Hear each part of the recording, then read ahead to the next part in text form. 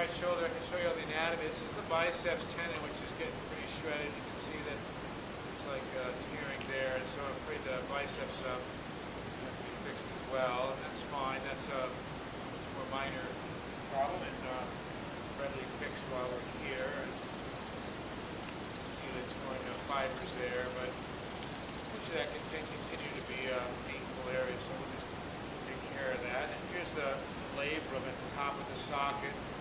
Remember your arms going up in the air, a little deep cut there on the glenoid, a little purple vein in there.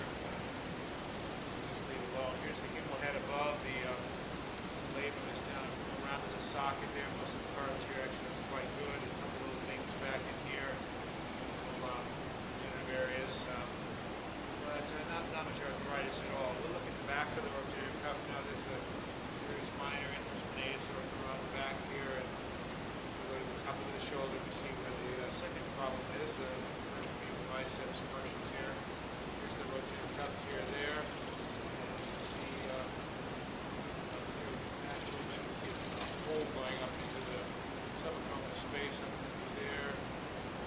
Through there, you can see the hole there, and the tear of the rotator cuff. Back here, we'll look at the top side down. Some of it's even contracted back this far, and we'll get that repaired. Top down now, here's the rotator cuff tear. This is the hole in the tendon. It's really has been quite large. There's a little bit of supraspinatus left here. The biceps is up under there, kind of shredded. So we're going to take that down and reattach the biceps way over here. So that a bit. We've got lots of impingement. You see the fraying on the ligament above there. That's we'll shave that off and raise up the root a little bit. See that?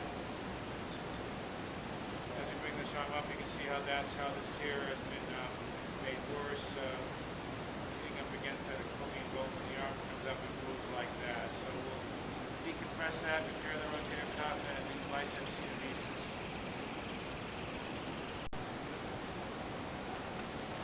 Okay, here's our repair now. We can see how we pulled that all back together, pulled the tendon back up over the top, and just getting our final look. See here.